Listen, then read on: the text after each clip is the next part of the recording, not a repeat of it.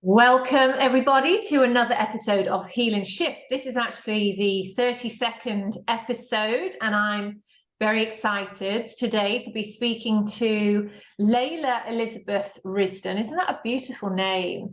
One of the founders of the national award-winning company Indigo Brave. She's helped over 20,000 people discover the key difference between self-worth and self-esteem, empowering them to make immediate and lasting changes in their lives. And she's the author now of the book. It's not about self-esteem. Self-worth is the key to success. There are many inspiring testimonials of Leila's work. I've known Leila for a number of years now and can vouch for the incredible work that she does myself. And today we're going to get to hear more about the tools and techniques, her how-tos, when it comes to working on internal issues and how we actually show up in the world. Now, if you're new to the Heal and Shift podcast, then you'll know that it's really, well, at the moment, I feel, and many of those that I speak to feel it's a time on earth where healing will be faster than ever. In fact, the next few decades, more and more people are going to be releasing unresolved trauma. So the consciousness of your collective and also the changing world and all of the changing systems will actually help facilitate this. So the Heal and Shift podcast is actually all about bringing a different vision of how things can be done to support the path towards health, healing, and transformation. And it's through hearing a variety of voices that we can share the different methodologies, their impact on well-being, and also modern malaise. And so over the last 2 years, I've actually enjoyed interviewing inspiring healers, practitioners, thought leaders, and artists. And all of them have helped us expand our way of thinking and doing, and also give us the tools to heal ourselves. A little bit about me. My name's Sunita Passi. If you're new to the podcast, I'm an experienced Ayurvedic practitioner. I'm a mind-body author. I'm also the founder of Tri-Dosha Skincare and Training Academy.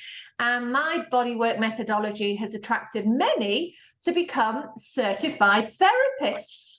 So over to Leila now. And Leila, so your career was initially informed by the arts, which I find really sort of quite exciting background, arts in education movement in the mid-90s in Nottingham. So tell us about this. Was your thinking from the outset, what was your thinking from the outset? Or has your scope grown naturally as your understanding of self-esteem and self-worth expanded? Oh, yes. What a great question to start with. So it's going back a few years into the 90s. And I can honestly say there was no plan whatsoever. So no, I did not come up with this idea, oh, I want to work in the self-esteem field. What is this? Nothing like that. It was a genuine desire to create. I was an actor. I loved working with theatre companies to make theatre, make art, to share something of what I believe really great art is about, a mirror up to humanity. What are we really? What is this human condition thing that we are in? And can we express it, mirror it, reflect on it, share it more, just from that place? And it was music as well. I was a trained musician, so it was a package for me. And slowly, I loved touring. I loved the theatre that I did. I loved being in other people's plays. But slowly it became very clear to me that what I really loved was the rehearsal process. I loved that creation, actually, in reality, more than the performance. Didn't have anything against performance, but it was the making of it. And also it was the bonding that happened inside a theatre company where you're taking high risks. I mean, most people say that they don't like public speaking. Well, imagine public singing and public theatre, you know, getting up on a stage and demonstrating yourself and your heart in that way. It's a risky business. So to have the high trust teams that we were creating to make this theatre, that was what I was really, really passionate about. And that started to lead to, okay, well, can we work with groups who perhaps need change? Can we go and present this theatre to them? But then can we increase their empowerment? How do we used to call it, we don't want to do hit and run. So we don't want to do the show and go. How do we, yeah, sure, do the show, demonstrate what we feel we're noticing and experiencing about being human, but then give them a chance to contribute, to develop, to make their own insights, perhaps from what they've seen, more real into their being, into their daily lives, into their habits. Because we all know we can have fantastic, huge insights, and that's all well and good. But the real change on the ground is going to be how you show up day in, day out, what you do, those habits. Yeah. So it grew like that. Yeah, it's interesting listening to you speak. I spent a year living in India. So initially part of that was while I was still working as a journalist. And then I stayed in the country and I started exploring myself. And actually there was a retreat I went on, and they use theatre to help us get connected with ourselves. And one of the things was actually an exercise that we had to do, which was all about peeling off the mask. So the idea was that we would dress up in other characters, famous individuals, famous people. There was a whole sort of treasure trove of things that we could wear. And actually sort of put that idea onto us, embody it, and then start to peel it off. And so, I mean, I have firsthand that experience of really getting in touch with yourself. And so I completely can see where you were going as you kind of developed your courses. But where did this idea from, first of all, in your words, what's the difference between self-esteem and self-worth? Because many might think they're the same thing. Absolutely. And indeed, if you look at the Oxford English Dictionary or Wikipedia or a dictionary at the moment, they will use them synonymously. So a definition of self-esteem would include your self-worth and vice versa.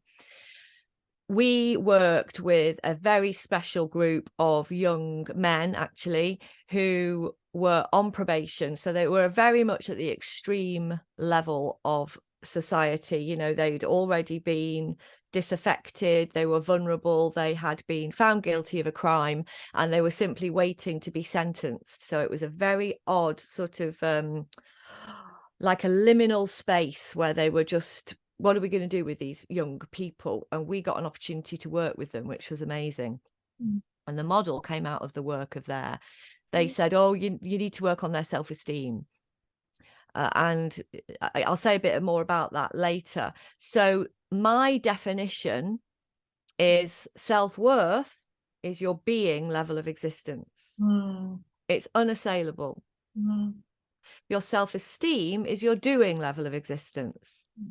So that's what you can do, the actions, your behaviors. It's how you are in the world. But there's a deeper level under your self-esteem, which is your self-worth, and it's your humanness.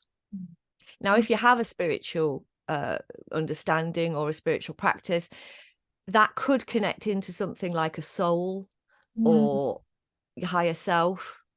But I think what's really important about this model is that isn't necessary. You don't have to have a sense of yourself as a spiritual person, because of course we don't all today. And that's okay, because if you just use the self-worth, it it is not dependent on your actions, your salary, your house, your partners, your relationship status, your beauty, it's none of those things. Your self-worth is just the fact that you are here. Yeah. You're breathing. Therefore, you have self-worth. Yes, yeah. So my work is aligned to the spiritual practices, as you know, in Ayurveda, and also many of the tools and techniques that I share, we're really bringing them back to that essence, that life force within us. So when I hear you speak, I really get this sense of how I would talk about it, in the sense of we talk about Atma, we talk about soul, and from that we talk about life force, and we talk about prana and the extension of life force within the body, but being inherently aware of this internal sense of who we are at that core level.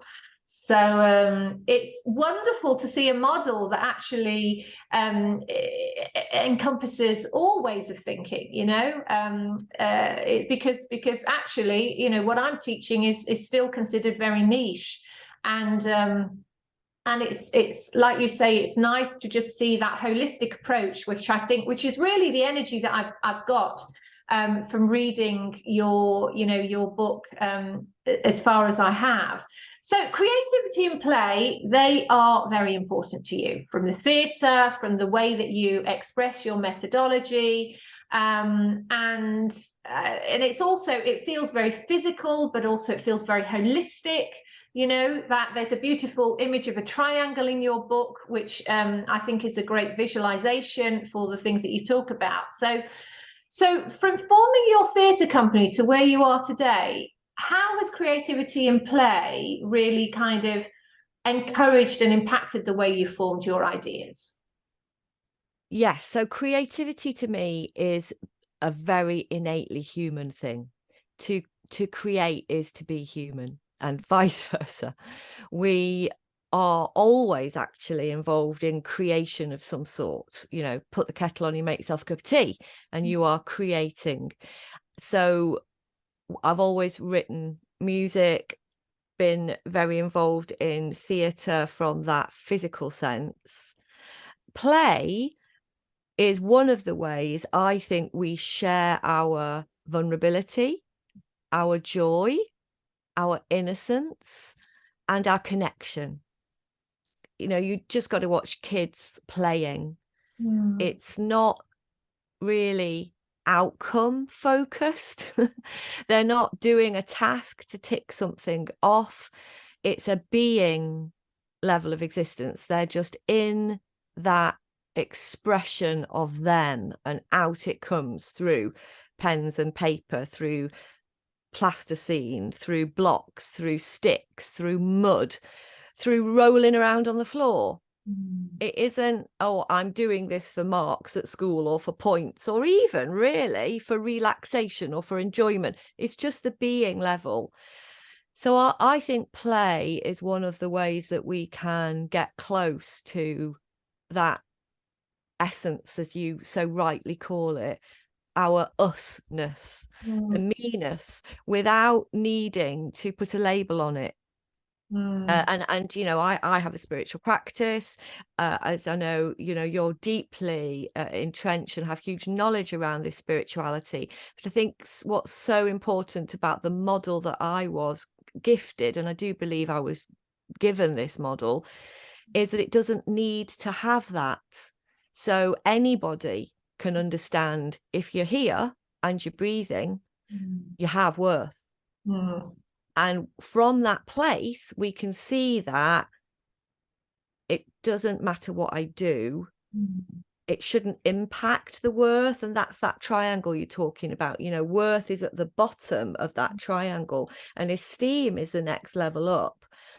And it's very, very important that we can differentiate between those two states within our body, emotions, mind, and whatever our big picture is, which might be spiritual, but it might be nature or ancestors, or we all have a big picture.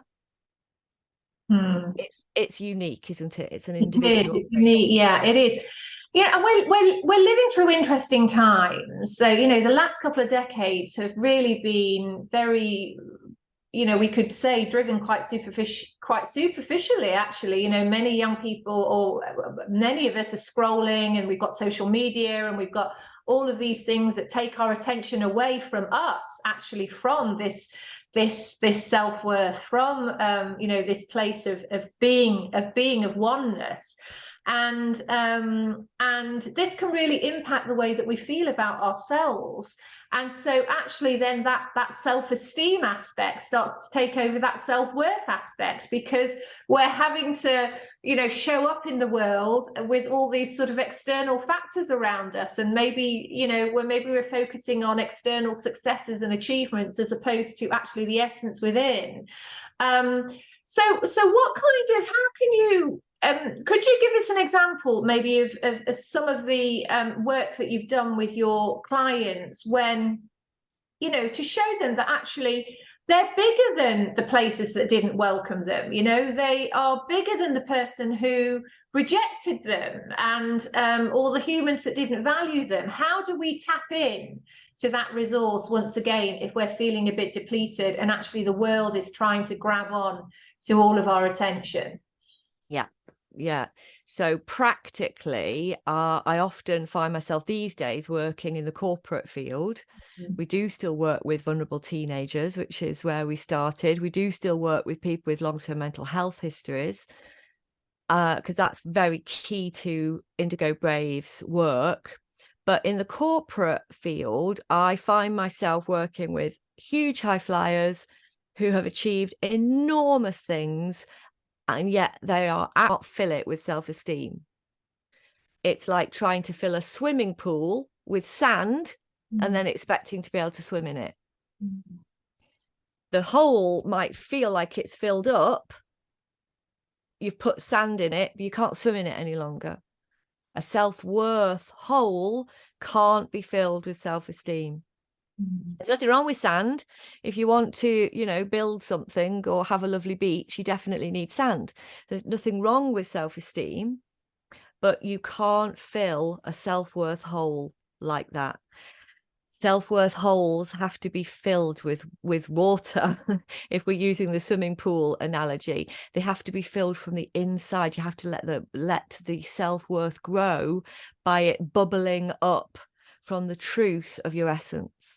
Yeah. Like a spring for me. It's like a spring that bubbles from the inside, whereas the esteem is the outside. It's you in action with the world. And the all-important difference is that membrane between the two, developing a really strong membrane. So you don't try and fill with esteem. You go, no, that's my esteem. Yeah. Yeah. I mean, and because we've got so many channels where people are plugging in through online, through television, through social media, I think it can be difficult to gauge that, but when we're sitting with somebody or we're in a live event, we can feel that energy. So I'll give you an example. So recently I attended a workshop, and it sort of, the facilitator, if I'm completely honest, felt a bit worthy. So I'm sort of relating this to the example that you're giving now. And they were very confident in their value, but now I look back, there was a bit of an edge for me. There was a bit of an edge, and so and there was a sort of a bit of sort of virtue signaling and expressing of opinions, and so. How can we gauge, when we're experiencing authentic self-worth, or this sort of manifestation actually of low self-esteem, but it's overspilling into this kind of behavior? Oh, great question. So I think we need to be aware of language. Language is only a tool, but it's such a valuable one to communicate. And what you're alluding to, and I've met those people, I work with a lot of those people, is, I would describe that as high self-esteem. So in your words, are very aware of their own value. So virtue signaling, telling you how great they are, listing achievements, listing even, you know, name dropping or la la la. High self-esteem covering up low self-worth. Because self-worth doesn't, it's not worthy. Self-worth doesn't have to be worthy. And it's not worth it. Sorry, I've got the Zoom lag, but self-worth is it's of itself, it's innate. So it's a being level of existence. When I'm needing to tell you about my self-worth, I've actually gone into self-esteem, because I am doing something. I'm in the sand realm. I'm not in the water realm. And I feel, you know, I feel this is really this is a challenge of the times we're living in, being able to differentiate, because it's so easy to get plugged in to that kind of behavior. But then also there's an impact that it has on us as individuals as well. You know, in the sense of maybe feeling not able to tap into our inherent qualities because of this reflection that's being put out into the world that, you know, we're not going to get there. But like you say, it's a false premise at the end of the day. That's exactly what it is. Yeah. You used a very interesting word, Sunita, because what you said was value. And I think this word is one of the places we get confused. So our value to a business, or our value to something we're engaged in, a project, is not the same as our worth. And we can get mixed up, because in common everyday parlance, those two words can be often used, you know, synonymously. So we could say, well, you know, this book is valued at $10.99, therefore it's worth $10.99. And we can use them the same when we're talking about objects or things, but that's not the same as people. And we can't talk about people's value in that way. I don't believe that. I don't, you know, is somebody who goes out and even doesn't, and you know, I don't know, let's think of somebody incredible that we all adore, you know, we'll all have our different ones, won't we? But are they worth more as a human being than somebody who is sitting under a bridge just watching the canal float by? And we need to engage in more of this conversation, don't we? Because I think, you know, this is you know, it can be quite distasteful, actually, you know, the way that it's like a hook, you know, how so many hook onto that whole self-esteem aspect of certain individuals, but ultimately it's very shallow, you know, it's based on a superficial level. And good character, moral character, all of these things, in modern society, you know, we're not even hearing narratives around that, really, on a mainstream level. So it's, yeah, absolutely about engaging in more conversation around these things. So this has been a really interesting journey for you, and you've spent I mean, you know, Indigo Brave was founded in what year? 1996. 1996. So literally you have been developing this methodology since 1996. And, you know, this is the work that you're delivering through your training programs. So how do you identify your company today? Are you still theatre? Are you self-development? So yeah, we're definitely not a theatre company. My personal theatre and creativity in music, etc., is still a really important part of my life, but I would call it a hobby now. It's something that I do for charity or for enjoyment. Like recently we did a show of the vagina monologues, and I was really lucky that I got to participate in that as a theatre company. All the money went to a women's refuge. So I still create, I still play, I still make things. I've got a band, Agent Lala. It's great fun. That's still an important part of my life. The company is in the authentic leadership and growth arena. So we do still work with teenagers, but it's learning and development. We do use exercises, games, concepts from the world of theatre still. As you said, it's very, very good at investigating, understanding, and getting a better self-awareness picture. So why wouldn't you use them? And that's wonderful, because we once had a project that we said, look, don't go outward bound, go inward bound. You don't have to trek across Dartmoor or get yourself into a whitewater rafting nightmare. And I've been there in both instances. You can go inward bound. So we still use those creative platforms, and, you know, fabulous to use drums, drumming workshops, to use the methodologies of, okay, this is me, that's you, how can we create more together? Whether that's becoming a higher performing team, improving your communication skills, looking at our diversity, inclusion and belonging. How do we increase that sense of belonging in organizations, companies, society? So we're hugely diverse in the projects that we do, but they're all going to come back to the same essence ultimately.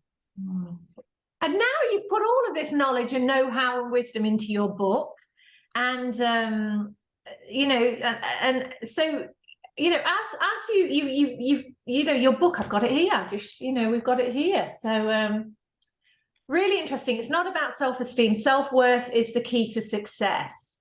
And when you were writing those words, how did you, because it's quite a different process to delivering a training course or facilitating a workshop. And also this book, really, anyone can pick this book up, I feel. You know, it's not just, you know, the organizations that you work with. So what did it take to manifest it, write it in the way that you've written it? And did you have a particular person in mind as you were writing it?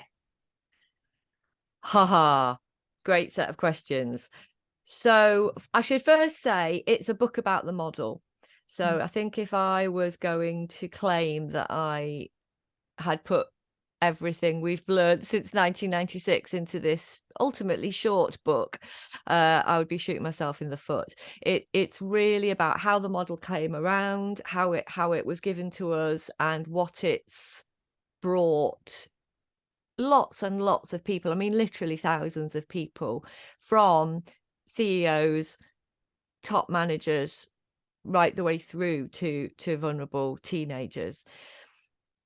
How it came about was simply because people just kept asking me, how do I read about this? It's lovely. I get it. It's coaching. How do I tell my wife? How do I tell my teenagers? How can I speak to my team? And there's only one of me, and there's only a relatively small group of coaches who are trained in this. We do have Indigo Brave coaches and a Becoming Braver course, but even that is a limited number of people. So it literally came about because of that. I think I was gifted in, I met a wonderful book doula who really, really helped me with getting this book out, and Lou Babe Books, Becca at Lou Babe Books, full respect and gratitude to her, because I have tried several times to write this book. I'm not a natural sit at a computer and get typing woman, as you know. I'm much more a get out there, talk to people, interact, feel the energy, as you say, create something together. So that process of writing was a tough one. And Becca really helped me. She just, I'd write something. I do have a perfectionist streak, which is one of the things that has helped me understand the difference between self-esteem and self-worth. Definitely. So I would write things and I'd delete it all. And Rebecca would say, stop deleting chapters. Eventually she took the delete button away from me. So I did get help. But what I did find is that it made me refine. And that is a wonderful thing, isn't it? Going through that process of, I'm going to have to really put that down in a discursive sentence. That's not quite what I mean. Say it again. That's nearly what I mean. Say it again. So it's been a tremendous process. And already people have been saying, well, what are you going to write about next? And there's another few Indigo Brave models which people find very helpful. So I think I'm going to find myself doing it again. There'll be a series. Yeah, it is a series, really, at the end of the day, because again, it's a huge amount of knowledge and methodology. And one of the things I really liked in the book is that you talk about the noun self-worth, and you want to see it changed in the English dictionary. So tell us about that. Yeah, never one to undersell myself. Hey, let's change the dictionary. You asked who was it written for, and I did want it to be able to be picked up by anybody. I thought that was really important thing, that it could just be, it was an easy read. I'm a great one at starting books, and I'm not so hot at finishing them. Sometimes I can sort of grind myself. Oh, I wanted it to be short. I wanted people to be able to digest it quickly, be picked up by anyone. And the premise is, let's get a campaign together to say, hey, dictionary, define your terms. We've been working to try to improve self-esteem since the 70s, and we have more mental health problems.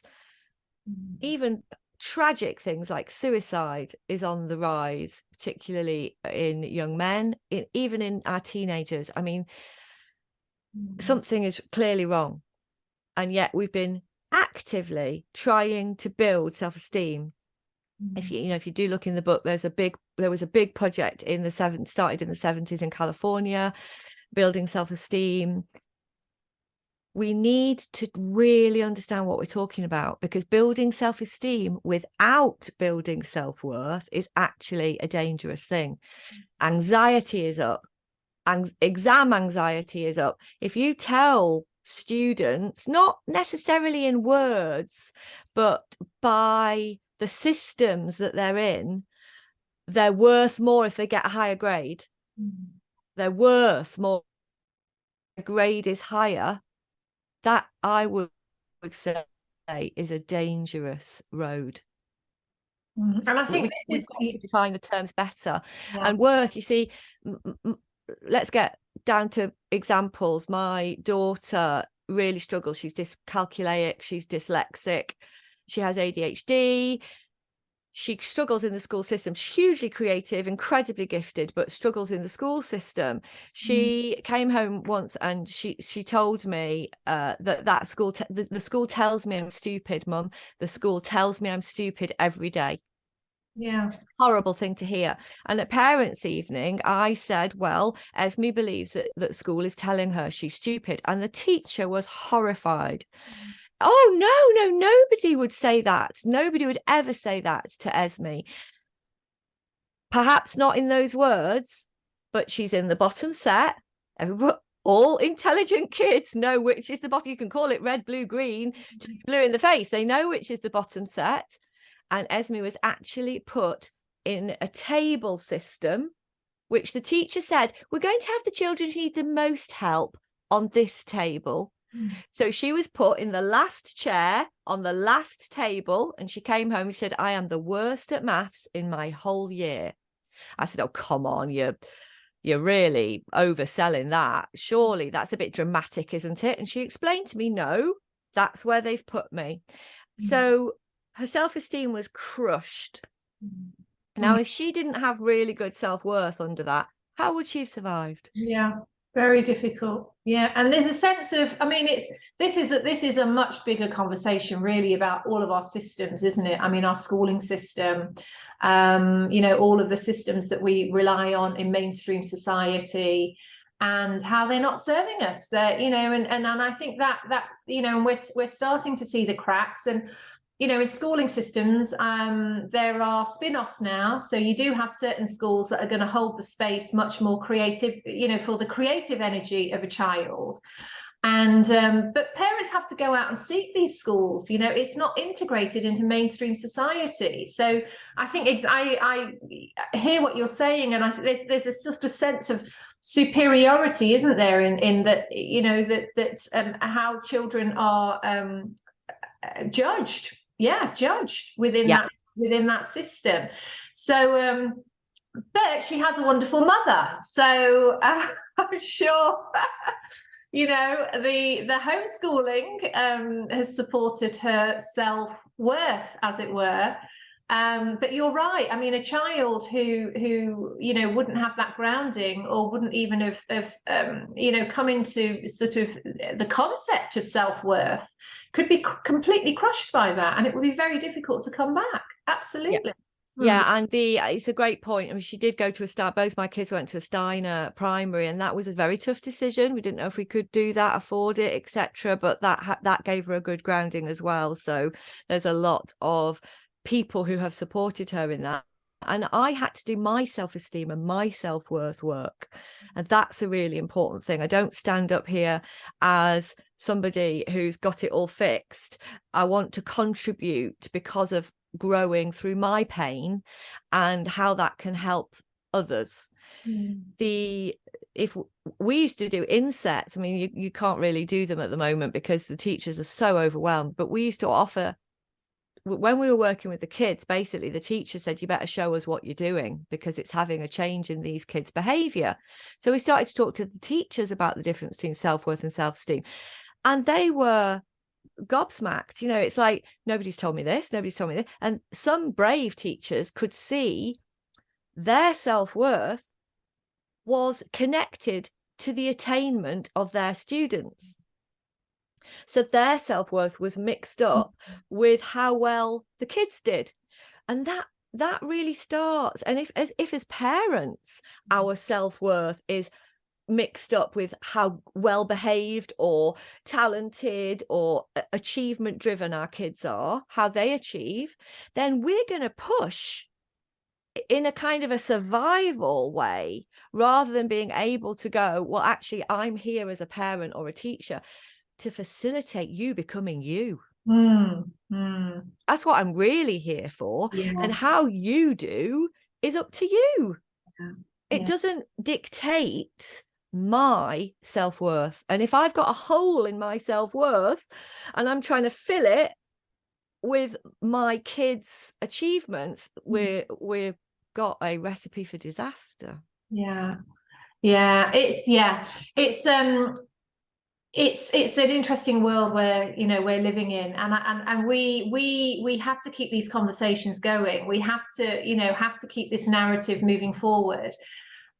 Because ultimately it's the kids, isn't it? The future of our children, that it's that inherent positive view of themselves, their innate qualities, their essence will just constantly get pushed out and diluted in this world of fakeness and superficiality, and striving for external factors and to define our worth, like you say. So actually, when you were talking about that teacher, that to me is the self-esteem, not the self-worth. It's that teacher is projecting their self-esteem, and that self-esteem is getting too much. They're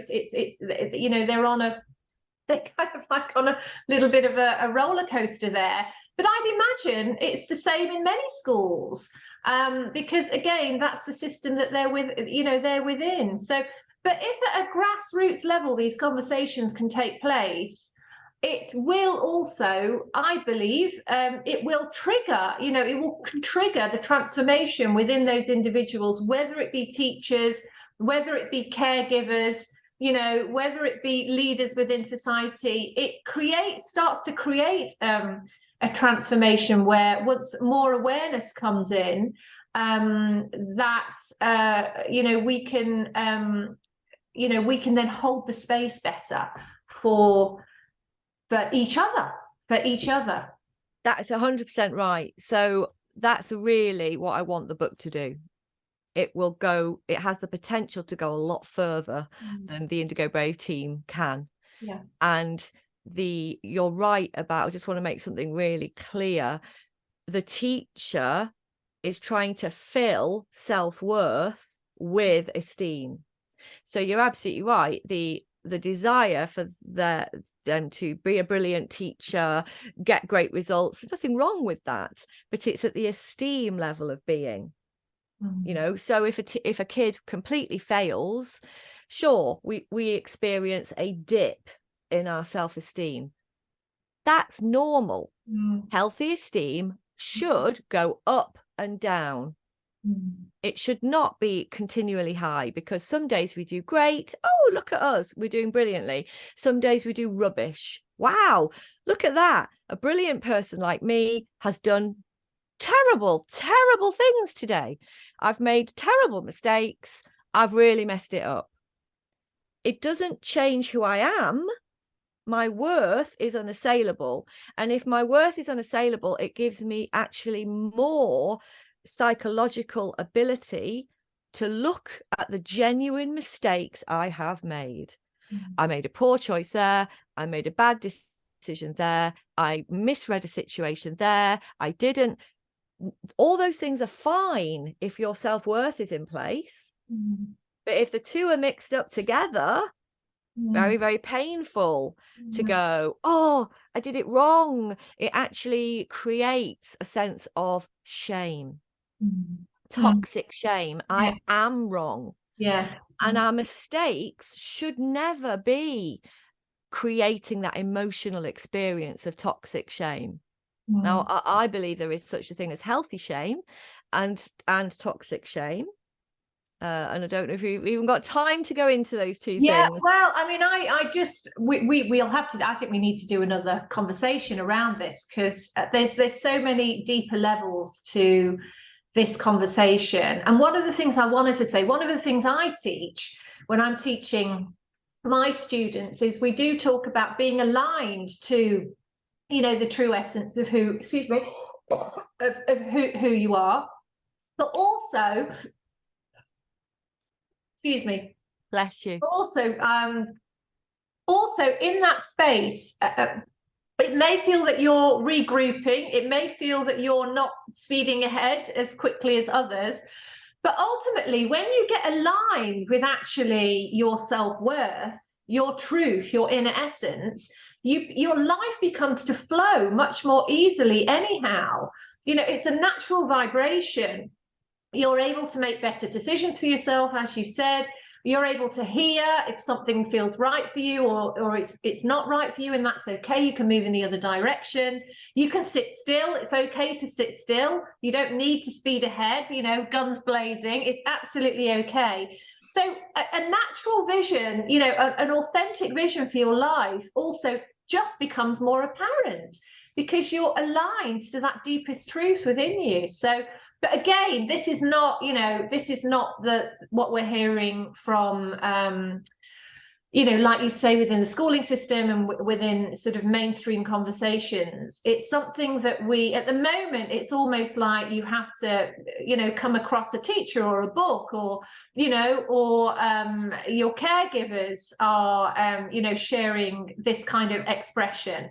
But if you're not tapping into that resource, then you're buying in to, the way that society is driving you forward. So I think your book, like you say, it can touch many more lives, in that sense, in the sense that it's really opening up people to their own power, their own presence and their own power.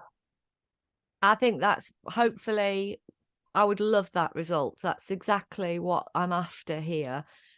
We are beings, human beings, not human doings. And to separate and know our membrane, really understand the membrane between the two, allows us to make sure that that membrane is solid, it's in place. So what that means for me is I define my worth. I know my worth. It's in the quietness, it's in the essence, it's in qualities. And yes, sure, my worth can flow into my life, as you so rightly say, because then I'm in alignment with truth, with me. But what I do should never go the other way up. This is a semi-permeable. It's a semi-permeable membrane that worth can flow into my life, but my doing should never impact my worth. Wonderful. Leila, where can we get your book? Do let the readers, do let the audience know. And also, if they're interested in working with you and your training programs, how can they contact you? Great. So It's Not About Self-Esteem is available on Amazon. You'll find it under my name or, of course, under its title. And if you want to get in touch with us, we've got the indigobrave.com website. Or feel free to email me, Laila@indigobrave.com. Thank you, darling.